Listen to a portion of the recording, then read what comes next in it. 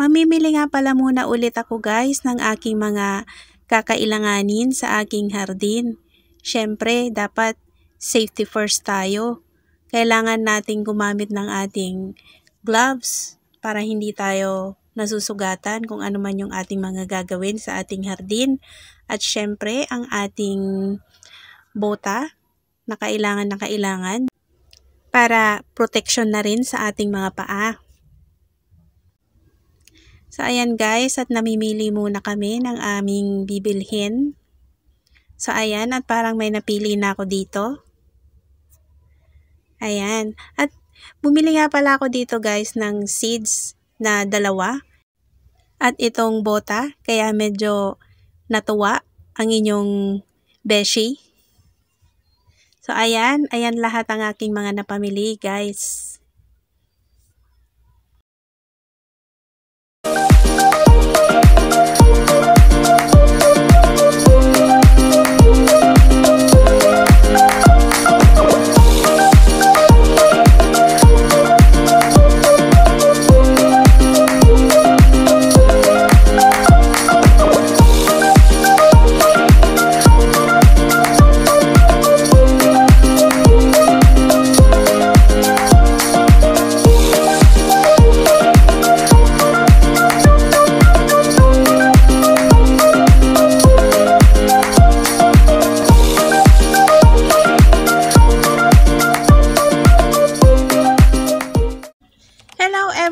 Welcome po sa aking channel.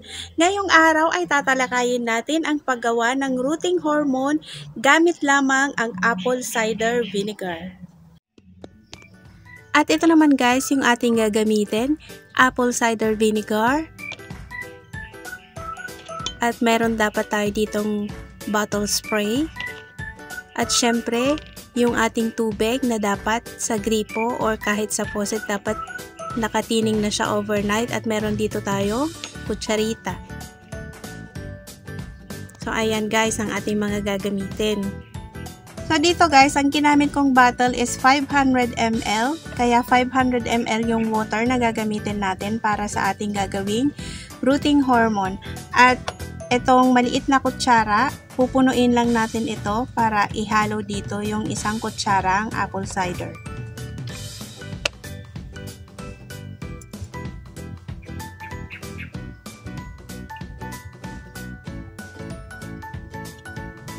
Dapat guys, maliit na kutsara lang yung gagamitin nyo. Yung kutsara na ginagamit natin para sa ating ginagamit natin pag kumakain tayo. Ang sukat nun is dapat ang gagamitin yung tubig ay 1 liter. Kasi ito maliit lang, so kalahati lang. Maliit lang na kutsara ito, kumbaga pagkalahati lang siya.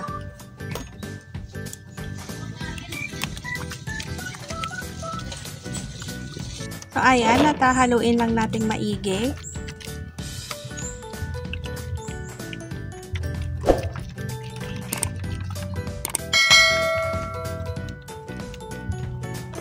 At ilalagay lang natin dito sa spray bottle.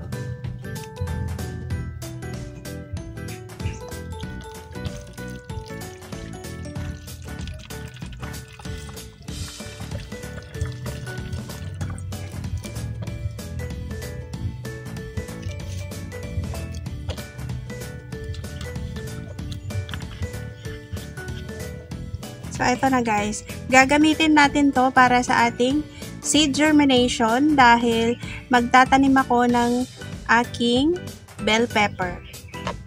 So, ito yan guys, yung ating bell pepper na itatanim dahil hindi nag-germinate yung ating bell pepper nung nakaraan. So, bumili ako ng panibago.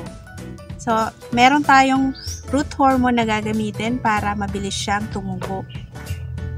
So, ito yung gagamitin natin para sa ating seed germination. Gagamit ako ng tray ng itlog at yung ating eggshell. So, make sure na yung eggshell ay meron siyang butas dito. Meron siyang butas sa ilalim para magsilbing drainage ng ating pananim. So, ayan. Itong eggshell na to is gagamitin ko siya para maging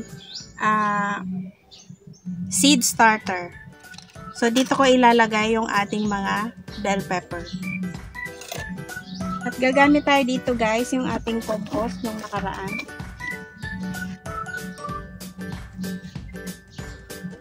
Yun yung ating gagamitin.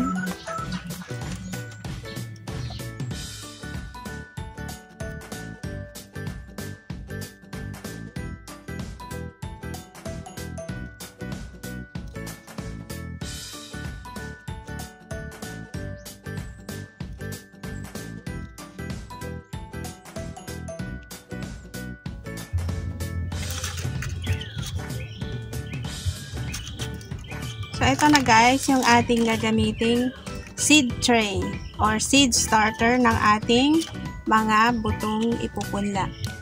At magtatanim din nga pala ako dito guys ng wing beans or yung ating sigarilyas. Kasi wala ding tumubo sa aking sigarilyas nung nakaraan kaya bumili ako ng panibago. So, ito na yung buto na inano ko siya guys, binabad ko na siya for 1 day para mas mabilis siyang tumubo. So, dito ko siya ilalagay.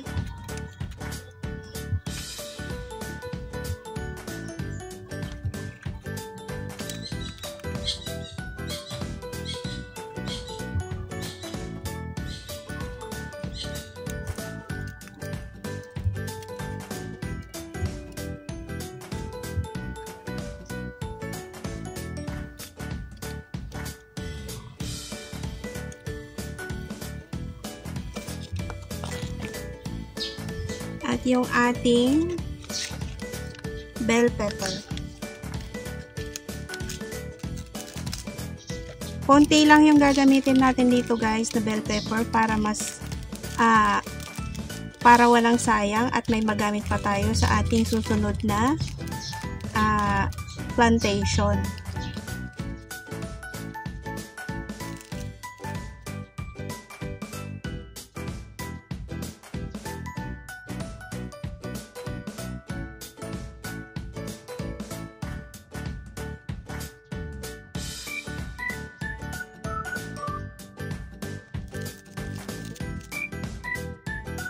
So, ayan guys, naglagay lang ako dito ng tagdalawang seeds ng bell pepper at ito na yung ating gagamiting root hormone para mas mabilis silang tumubo.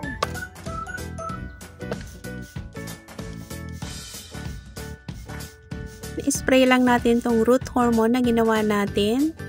Kasi guys, nakakatulong talaga to for seed germination at saka nagpaparami to ng ugat para tumatag yung ating mga halaman o ang ating mga pananim.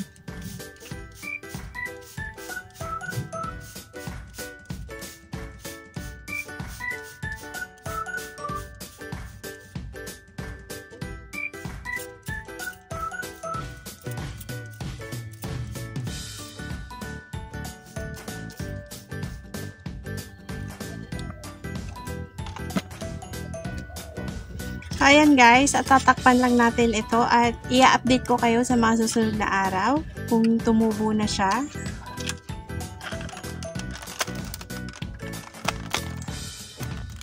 At kailangan ilalagay natin ito guys sa malamig at medyo madilim na lugar para mas mabilis siyang tumubo. Dito naman guys ay gagamit tayo ng rose cuttings. So ang kinuha ko guys ay yung pinamulaklakan na siya, yung pinaglantaan na siya ng bulaklak kasi yun na yung gagamitin nating mother plant. So ito, dahil natanggalan ko na siya ng lantang bulaklak, ilalagay na natin siya dito.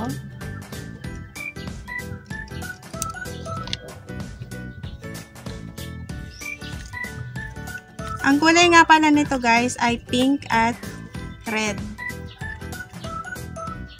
So, dahil nalanta na siya, tatanggalin natin yung pinaglantaan. Ito na yung magsisilbing mother plant ng ating mga roses.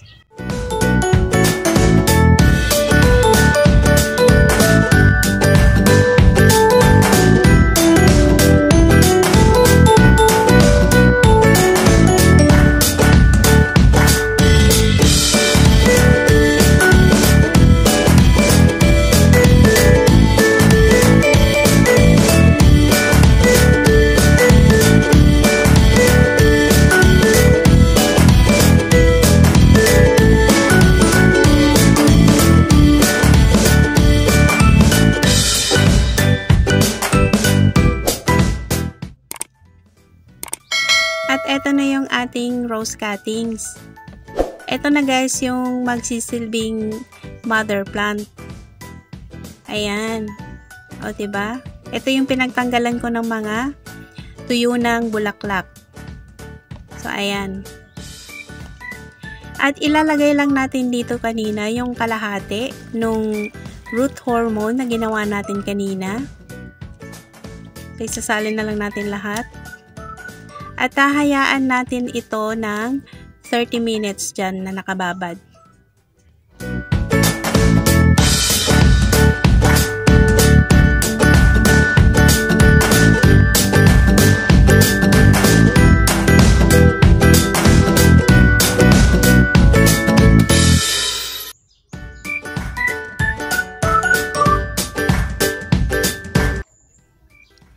At eto na guys yung ating pagtataniman ng rose cuttings kanina na binabad natin for 30 minutes. Bubutasan lang natin dito sa gitna. Ayan. Dahil dito natin itatanim ang ating mga cuttings.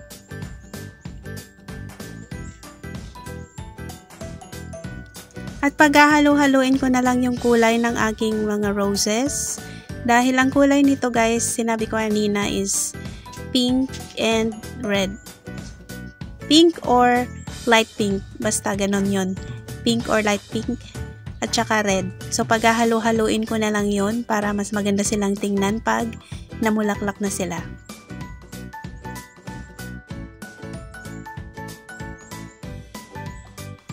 Ayan, at tapos na nating itanim ang ating mga roses.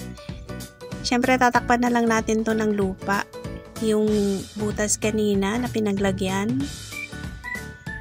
Ayan. Aayusin lang natin para hindi siya magalaw-galaw pag nagkaroon na siya ng mga ugat.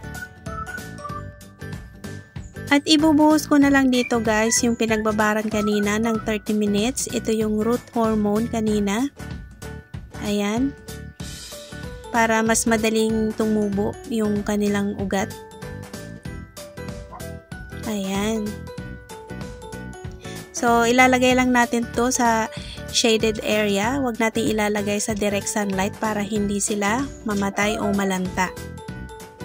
So, ito na guys ang ating roses. Ayan.